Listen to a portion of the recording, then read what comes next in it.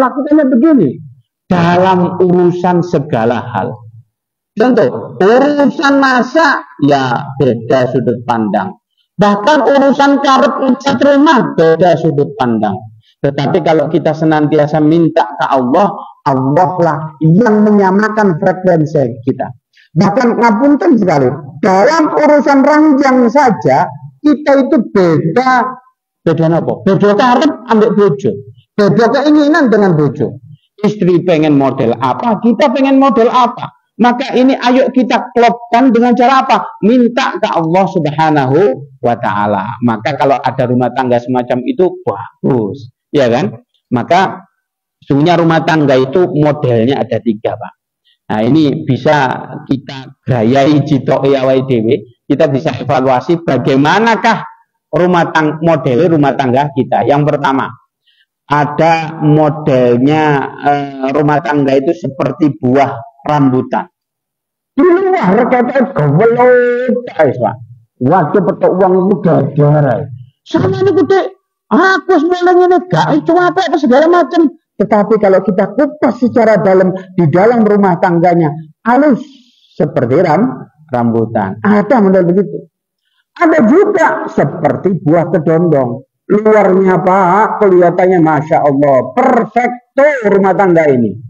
Perfect sekali. Wah, kalau ketemu orang, wah itulah rumah tangga idaman begitu. Tetapi di dalamnya busuk, kita berantem terus, caci maki. Bahkan kita main fisik sama kedua belah pihak. Wah, ini bahaya sekali, Pak. Ini model rumah tangga seperti kedondong. Kalau jenengan pengen rambutan atau pengen kedondong? Hah? Pengen rambutan.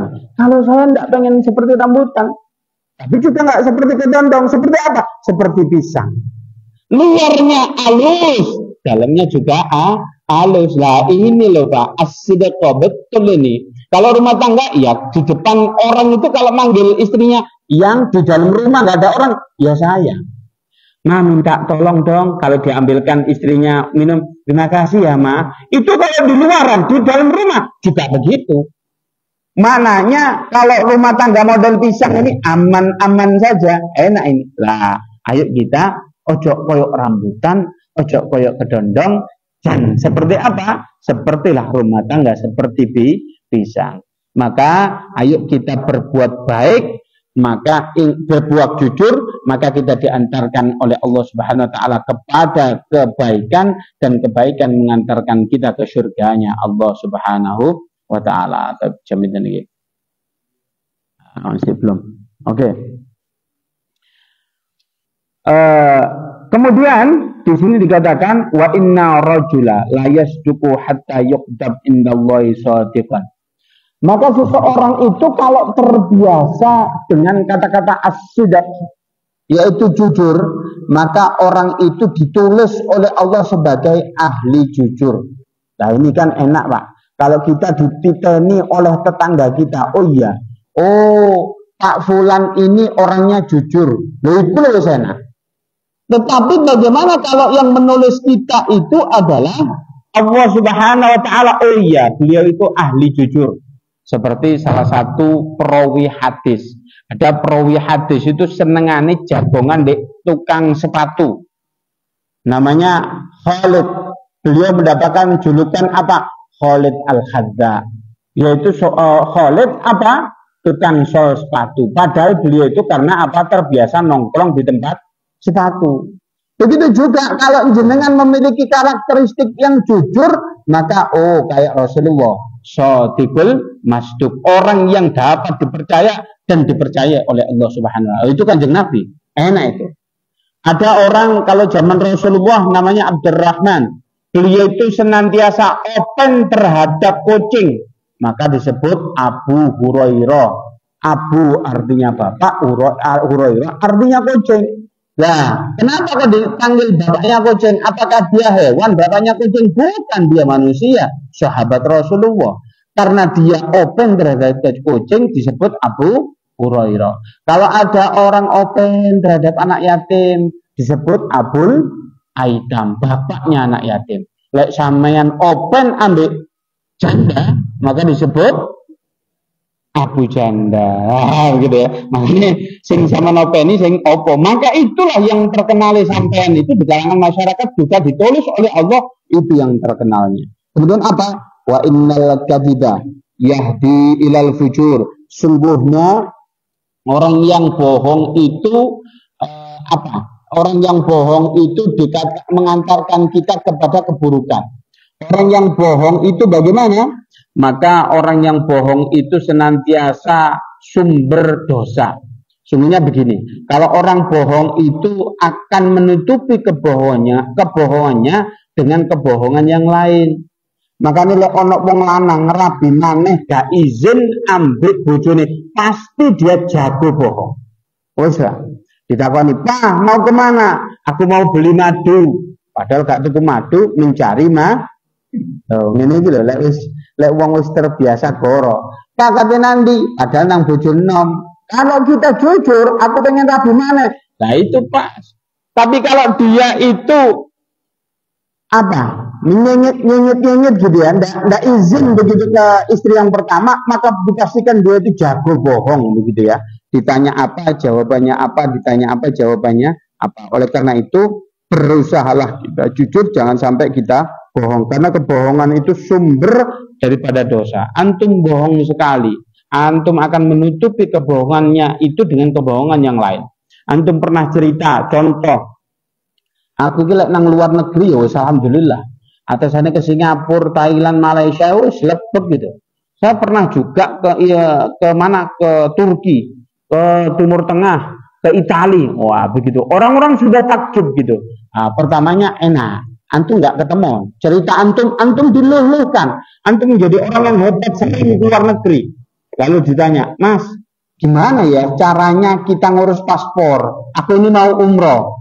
Waduh, dia mikir, "Oh iya, aku belum pernah ngurus paspor, tapi aku kan udah pernah keluar negeri nih." Oh gampang itu kita urus, no. Padahal kita tidak paham. Diminta ngurus paspor, lama-lama bohong. Aku harus berarti mencari celah bagaimana kebohonganku ini tidak terkuak dengan baik. Jadi gimana caranya? Ya sudah, sepurahnya yo. Dulu teman saya yang nguruskan paspor, sekarang orangnya udah pindah ya. Coba aja lah kamu ngurus di mana begitu. Nah, dipikir ngurus paspor ke kecamatan, paling ngurus paspor ke kecamatan ini. Waduh, ternyata dia itu bohong satu lagi. Oh Mas, gimana dulu ngurus visa ke Italia? Ya, ke luar negeri harus ngurus pakai visa. Ke Singapura ini bagaimana ngurus visanya? Padahal ke Singapura itu ASEAN country, kita nggak perlu ngurus visa. On arrival, nyampe kita langsung stempel. Nah itu penuh dengan kebohongan. Maka kalau kita berbohong sekali, dipastikan kita akan menutupi kebohongan itu yang kedua kali, ketiga kali. Bahkan kalau kita itu berbohong, kalau kita sudah berani berbohong atas nama teman kita, maka dipastikan kalau kita itu bisa berbohong atas nama ulama. Kalau kita sudah berbohong atas nama ulama, atas nama guru kita, maka kita akan berani berbohong atas nama sahabat. Kalau kita sudah berani berbohong kepada sahabat, maka kita akan berani berbohong atas nama baginda Nabi Muhammad. Kalau kita sudah berani berbohong atas nama Nabi Muhammad, kita itu berani berbohong atas nama Allah Subhanahu wa Ta'ala. Saya ingin cerita sedikit bagaimana iblis menggoda waliullah Nabiullah Adam alaihissalam agar supaya dia keluar dari surganya Allah Subhanahu wa Ta'ala.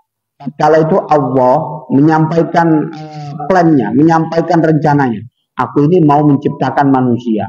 Iblis dengan malaikat komplain, "Ya Allah, ngapain sih kalian engkau itu menciptakan manusia? Manusia itu perusak dan lain sebagainya." Apa kata Allah? "Aku ciptakan agar supaya menjadi khalifah di dunia ini." Kemudian apa? Diperintahkan, kamu berdua sujud ya kepada Nabi Adam. Apa kata dua makhluk itu? Fasajadal malaikah illa iblis. Bersujudlah malaikat kecuali iblis. Iblis ditegur, kalau kamu nggak mau sujud, maka kamu menjadi kayu bakar. Oh ya sudah ya Allah. Kalau saya menjadi kayu bakar, aku nggak mau pokoknya sujud. Kayu bakarnya api neraka, saya terima. Tapi dua hal permintaan saya. Saya tangguhkan umur saya ini sampai nanti di hari kebangkitan. Makanya iblis itu nggak pernah mati. Makanya kalau antum tanya di rumah saya ada iblisnya, ada setannya apa enggak? Ya buahnya. Di sini, ya buahnya. Makanya jangan takut, mereka itu enggak bisa melihat kita nggak bisa melihat mereka. Ya sudah, kita nggak bisa melihat. Lah antum mau takut apa? Takut ambil awang-awang. Ya nggak usah takut. Ngomong kita nggak bisa melihat, begitu kan?